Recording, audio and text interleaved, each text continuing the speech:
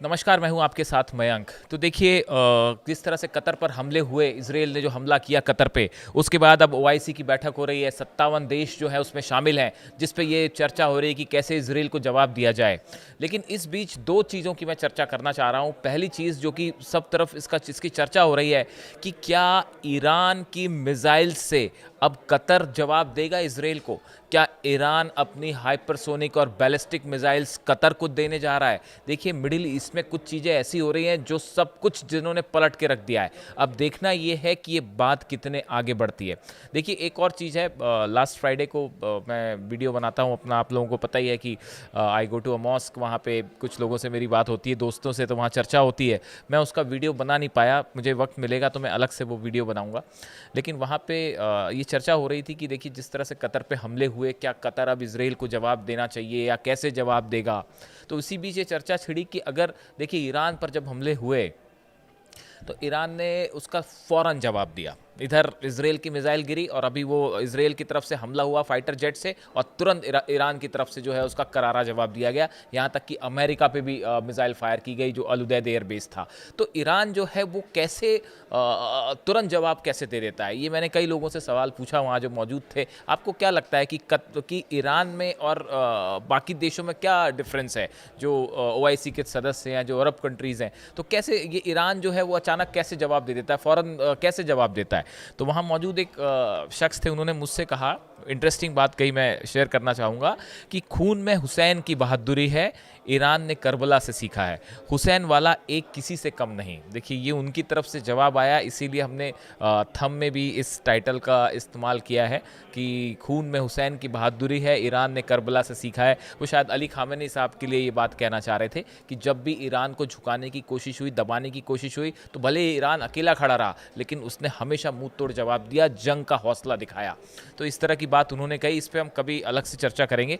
फिलहाल जिस बात की सबसे ज़्यादा चर्चा हो रही है वो ये हो रही है कि क्या ईरान अपनी मिसाइल्स कतर को देने जा रहा है। अब ये सवाल उठा कहाँ से, देखिए ईरान के लॉ मेकर हैं मुज्तबा ज़ायरी, इनकी तरफ से कहा गया है, he has called on Qatar to expel US forces and host Iranian revolutionary guard hypersonic missiles to counter Israeli threats. इनकी तरफ से ये ईरान के जो लॉ मेकर हैं, सांसद हैं, इनकी तरफ से ये बात कही गई कि कतर को अमेरिका की जो फोर्सेस हैं उसको बाहर कर देना चाहिए, और आईआरजीसी जो है ईरान की जो रेवोल्यूशनरी गार्ड है इसको अपने आप तैनात करनी चाहिए, ईरान की मिसाइल्स अपने आप तैनात कीजिए। उन्होंने जो जराई हैं एड्रेस कतर्स आमिर शेख तमीम बिन हमद अल थानी directly on x urging the replacement of US military presence with IRGC aerospace forces. उन्होंने कहा कि भाई कतर को जो अमेरिकी फोर्सेस आपने अपने यहाँ बुला रखी हैं अलुदैद एयरबेस में, 10,000 से ज़्यादा फोर्सेज हैं, आप इनको हटाइए और ईरान के सैनिक आप अपने आप बुलाइए, ईरान की मिसाइल्स हम आपको देने के लिए तैयार हैं, आप उसे अपने आप तैनात कीजिए।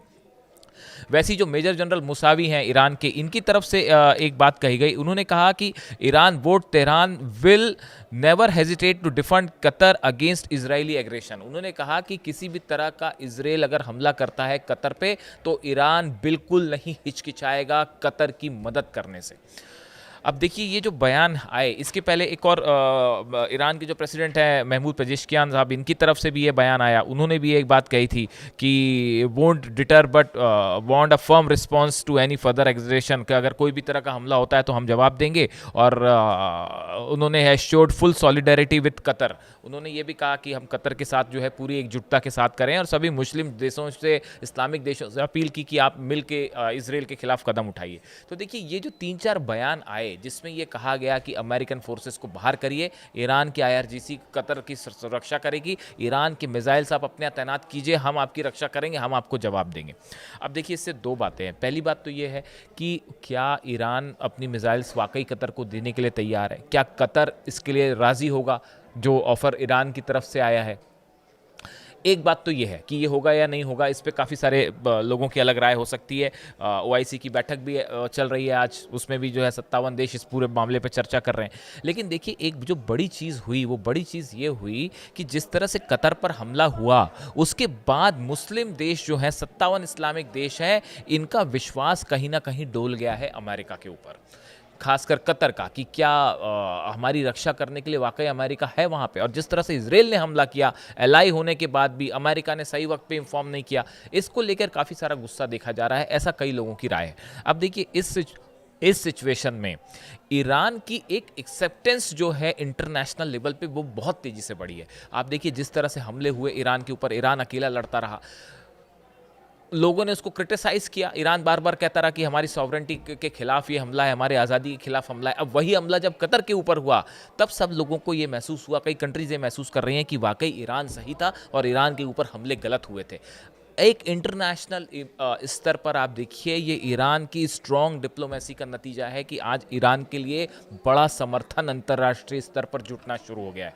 इसके अलावा आप देखिए कि ये जो बात है जहाँ तक कि कैसे जवाब दिया जाएगा, क्या डिफरेंस है ईरान में और दूसरे देशों में, इसको लेकर एक छोटी सी राय सामने आई है। कुछ लोगों का मानना ऐसा है, देखिए लंदन के किंग्स कॉलेज के स्कॉलर हैं, मिडिल ईस्ट एक्सपर्ट हैं एंड्रियास क्रेग, इनका कहना ऐसा है कि कतर जो है वो जंग नहीं करेगा और डिप्लोमेसी या कानूनी तरीके से ही वो इसराइल को जवाब देने की कोशिश करेगा। इसकी एक बड़ी वजह यह है कि अमेरिका एलाई है, अमेरिका से सुरक्षा की गारंटी लेते हैं वो, तो अमेरिका के खिलाफ नहीं जाएंगे। तीसरी बात है अमेरिका से रिश्ते खराब होने का डर होगा, इसलिए भी जो है वो शायद इसराइल पर हमला ना हो। इसके अलावा बड़ी संख्या में जो है वो हथियार दिए जाते हैं अमेरिका की तरफ से सऊदी को, कतर को, यूएई को, तो ये देश जो हैं वो फ़ौरन अमेरिका के खिलाफ जाने के और इसराइल पर हमला करने का फैसला नहीं करेंगे। दूसरा, ईरान के साथ कंफर्ट लेवल अब बढ़ना शुरू हुआ है, लेकिन अभी भी बहुत स्ट्रैटेजिक लेवल पर पार्टनरशिप नहीं है, इसलिए भी शायद ईरान वाला जो मिसाइल वाला ऑफर है वो उतना प्रैक्टिकल ना हो। और दूसरा जो विज़न 2030 जैसा प्लानिंग्स हैं यूएई की और सऊदी की जिस पे आगे बढ़ रहे हैं, इसके लिए वॉर शायद वो ना करना चाहें। लेकिन आप दूसरी तरफ देखिए ईरान में जब भी हमले हुए ईरान ने फ़ौरन जवाब दिया। इसका मुख्य वजह जो एक्सपर्ट्स बताते हैं कि इस्लामिक जो रेवोल्यूशन थी वो इस्लामिक रेवोल्यूशन के जो प्रिंसिपल्स हैं उस पे आधारित है ईरान की फॉरेन पॉलिसी और ईरान की नीति। ईरान ने किसी भी तरह का जो उसके ऊपर सैंक्शंस लगे उसे अलग थलग करने की कोशिश की गई, इकोनॉमिक सैंक्शंस लगे उसकी कोई परवाह नहीं करी और बेबाक होकर हमेशा जवाब दिया है। इसके अलावा जो हथियारों की बात होती है, ईरान ने रशिया से हथियार मिले हैं, चीन से मिले हैं, लेकिन ईरान ने अपने खुद की हाइपरसोनिक मिसाइल्स डेवलप करने में तेजी से आगे बढ़ा है। अपने खुद के हथियार बनाए हैं ईरान ने, उसको बहुत ज़्यादा दूसरे पर निर्भर नहीं रहना पड़ता। ये भी एक बड़ी वजह, जब आपके पास खुद अपने कंट्री में बनाए हुए हथियार होते हैं तो आप किसी देश के दबाव में नहीं आते।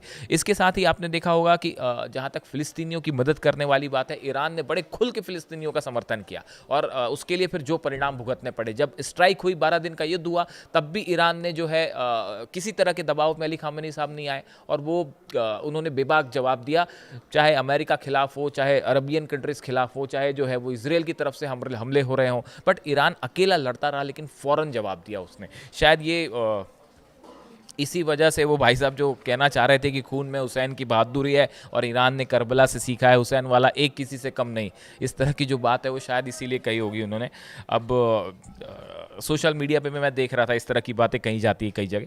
अब देखिए इन स्थिति में सवाल ये है कि ये जो ओआईसी की बैठक है, अब इसमें क्या फैसला होने वाला है, क्या इसराइल के खिलाफ कोई बड़ा एक्शन होने जा रहा है। और ये ईरान की मिसाइल्स वाली जो बात है, देखिए ईरान के मिसाइल्स ने वो तबाही मचाई इसराइल में कि एक आइकन बन गई है ईरान की मिसाइल्स की, एक मतलब उसका एग्जाम्पल्स दिए जा रहे हैं कि देखिए मिसाइल्स तो ऐसी होनी चाहिए। अब इसको लेके ये जो बड़ा ऑफर ईरान की तरफ से है कतर को कि आप हमारी मिसाइल्स लीजिए, हम सुरक्षा की गारंटी देते हैं आपकी, हम आपको धोखा नहीं देंगे, तो अब ये सोशल मीडिया पे एक चर्चा का मुद्दा बन गया। और इसके बीच में ओआईसी की बैठक, अब देखते हैं इस बैठक में क्या निकल के आता है। इससे जुड़ा जो भी अपडेट होगा हम आप तक पहुंचाएंगे। Thank you so much.